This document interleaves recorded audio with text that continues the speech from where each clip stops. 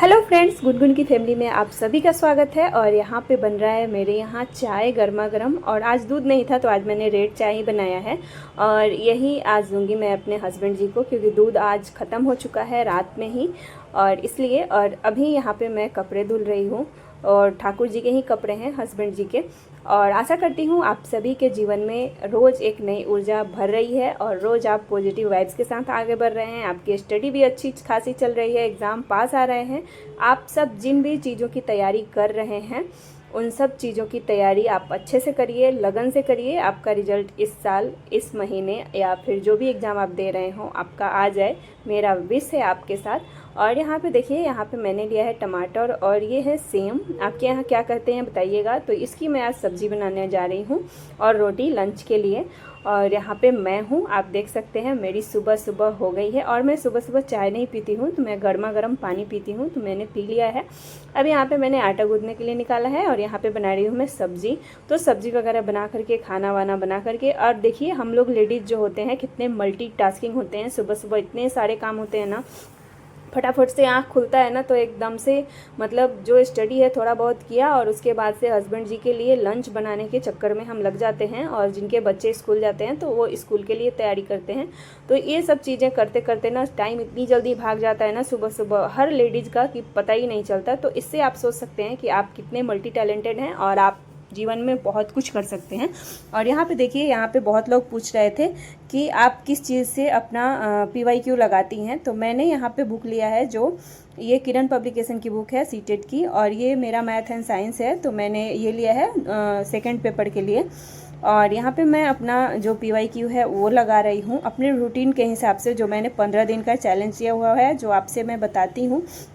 मैंने शेयर भी किया हुआ है पिछले वीडियो में, जो मैंने अपना रूटीन बनाया है उस रूटीन के हिसाब से मैं अपनी पढ़ाई जो है वो कर रही हूँ। और मेरा बेटा जो है वो अभी सोया हुआ है। तो आप सभी लेडीज़ से मेरा एक ही रिक्वेस्ट है कि अगर आप लड़की हैं, स्टूडेंट हैं, तो आप अपनी पढ़ाई को दिल से, लगन से और पूरी जिम्मेदारी के साथ पूरा मन लगा करके और पूरा अच्छे से तैयारी करिए, अच्छे से पढ़िए, मन लगा करके पढ़िए। क्योंकि अगर आपको अभी समय मिला है ना तो आप पढ़ लीजिए, नहीं तो आपको हमारी तरह ही पछताना पड़ेगा। और जो भी लेडीज़ हैं, जो भी हाउसवाइफ हैं, जो तैयारी कर रही हैं या फिर कुछ सोच के उन्होंने DLED किया है, BEd किया है या SSC, रेलवे, बैंकिंग, किसी भी चीज़ की तैयारी कर रही हैं, तो अगर उनके दिमाग में ये चीज़ें चल रही होंगी कि हाँ BEd किया है तो कि हमें टीचर बनना है, तो इसी पर्पज़ से आपने पढ़ाई करी है। अगर BEd किया है तो अब मौका है, आप समय है, आप निकाल लीजिए, आप एग्ज़ाम दीजिए, आप अपने बच्चों के साथ ही करिए। क्योंकि हम सारे काम कर लेते हैं, हमारा एग्ज़ाम ही नहीं होता है, हम अपनी तैयारी ही नहीं करते हैं। तो थोड़ा सा तो सेक्रीफाइस करना पड़ेगा और सीरियस होकर पढ़ाई करना पड़ेगा। देखिए मैं यहाँ पे अपना टेस्ट लगा रही हूँ, मैं अपना नंबर भी आपको दिखाऊंगी। मैं अभी PYQ ही लगा रही हूँ, लेकिन मैं अभी पेडागोजी का लगा रही हूँ। जो मेरा सब्जेक्ट लगता है कि मुझे थोड़ा सा वीक है, मैं उसी पर ज़्यादा अभी फोकस कर रही हूँ। क्योंकि एग्ज़ाम है, अभी समय है, लेकिन हमारे पास समय है उनके लिए, हम कह सकते हैं जो स्टूडेंट हैं, जिनके पास सिर्फ पढ़ने का ही काम है। और मेरे पास मेरे बच्चे हैं 2, यहाँ पे गुनगुन मेरे साथ ही पढ़ रही है, क्योंकि जब मैं पढ़ती हूँ ना मेरे साथ में ये बैठ जाती है। तो इन चीज़ों को लेकर के मुझे इसके साथ भी, इसको भी पढ़ाना पड़ता है, खुद भी पढ़ना पड़ता है। तो मैं दोनों साथ में काम करती हूँ। और अच्छा है ना, बच्चे साथ में रहेंगे तो पढ़ेंगे और उनको अच्छा भी लगेगा। और मैं आप सबसे यही कह रही हूँ कि आप मन लगा के सीरियस होकर पढ़ाई करिए। लोग क्या बोलते हैं, क्या नहीं बोलते हैं, उनके पीछे मत पड़िए।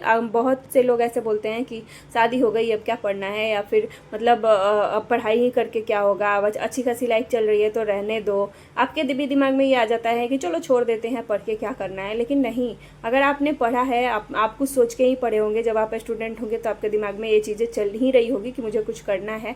और आपने BEd वगैरह, DLED वगैरह किया है या SSC किया है, कर रहे हैं, एग्ज़ाम की तैयारी कर रहे हैं, तो आपके दिमाग में ये चल रहा है कि मुझे जॉब करना है। तो आपका फोकस है कि आपका लक्ष्य है कि मुझे जॉब करना है। आपने कहीं ना कहीं उन सपनों को दबा दिया है, तो मत दबाइए। आपके पास टाइम है तो आप लग जाइए। आप समय निकालिए, एडजस्ट करिए। आप सुबह निकालिए, शाम को निकालिए, रात को निकालिए, जैसे आपको समय मिलता है ना वैसे निकालिए। अपने बच्चों के हिसाब से आपको करना पड़ेगा। और एक बात मैं आपको बताती हूँ ना कि जब देखिए, जब बच्चा हो जाता है ना तो हमारी लाइफ हो जाती है हाउसवाइफ की ना, एक हमें बिल्कुल जीरो लेवल से शुरुआत करना पड़ता है। हमें हर हर चीज़ बच्चे के हिसाब से ही चलना पड़ता है। हम मतलब एक उड़ती तितली की तरह, जैसे हम शादी के पहले उड़ते थे वैसे नहीं उड़ सकते हैं, वैसा नहीं सोच सकते हैं। हमें कहीं जाना भी होता है तो हमें बच्चों को मतलब के कंफर्ट के हिसाब से सारी चीज़ें रखनी पड़ती है, उनके हिसाब से। हम अपना तो भूल ही जाते हैं, और एक माँ तो बच्चे जब हो जाते हैं तो खुद के लिए तो भूल ही जाती है कि उसको भी कुछ करना है, वो अपने बच्चे के लिए ही शुरू कर देती है।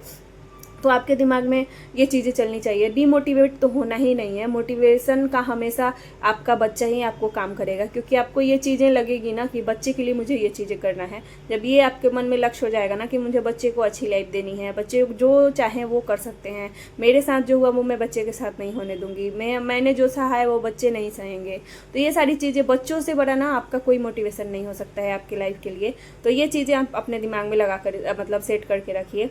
पढ़ाई एक ही रास्ता है हमारे पास, पढ़ाई, और ये एक ऐसा मतलब चीज़ है ना, और जिन लोगों के घर में सपोर्ट मिल रहा है ना, जो मतलब हस्बैंड साथ दे रहे हैं या फिर उनके परिवार वाले साथ दे रहे हैं, वो बहुत ही ज़्यादा लकी हैं। क्योंकि आजकल के ज़माने में ना बहुत से कमेंट ऐसे भी आते हैं जहाँ पे लेडीज़ मतलब उनका मन तो बहुत करता है लेकिन वो कर नहीं पाती हैं। और देखिए, पढ़ाई ना गॉड गिफ्टेड होता है, ये दिमाग ना सबको नहीं मिलता है। बहुत सी लड़कियाँ होती है, बहुत से लड़के होते हैं जो शुरू से ही मतलब पढ़ाई में वीक होते हैं, उनका दिमाग काम नहीं करता, उनके पास सरस्वती नहीं होती है। कहते हैं ना, ये भी भाग्य से मिलता है।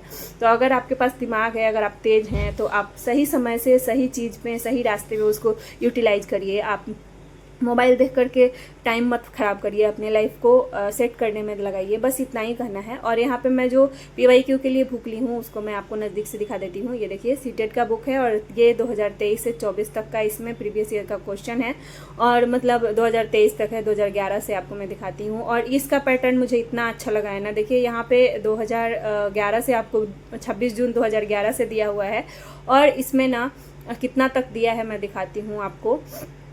ये देखिए, 20 अगस्त 2023 तक का ये बुक है, और उसमें सभी का इसमें भी PYQ है, पूरा दिया हुआ है।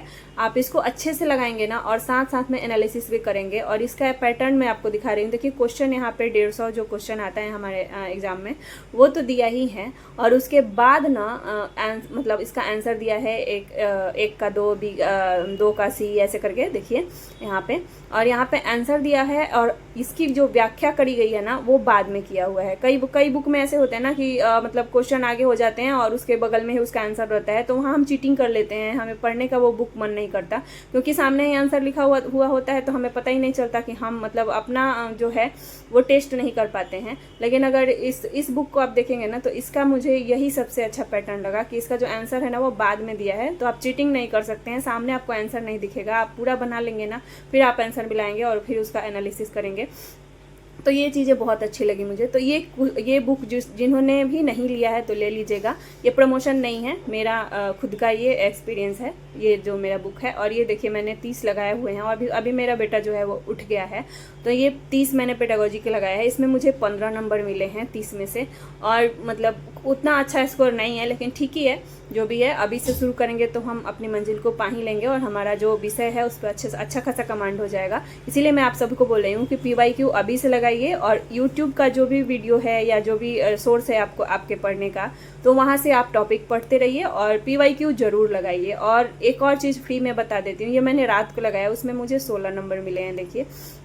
और एक चीज़ मैं आप सबको एक चीज़ और बताती हूँ कि मॉक टेस्ट आपको लगाना है ना, तो टेस्ट बुक ऐप है, उसको डाउनलोड कर लीजिए। उसमें आपको एक टेस्ट मिल जाएगा, वो लगा लीजिएगा। और पास प्रो जो ऐप मतलब उसमें जो रिचार्ज करने का है ना, वो कर लीजिए, तो आपको 1 साल के लिए मिल जाएगा। किसी भी एग्जाम की तैयारी आप एकदम चुटकियों में कर सकते हैं, उसका मॉक टेस्ट लगा सकते हैं। तो चलिए, बाय बाय।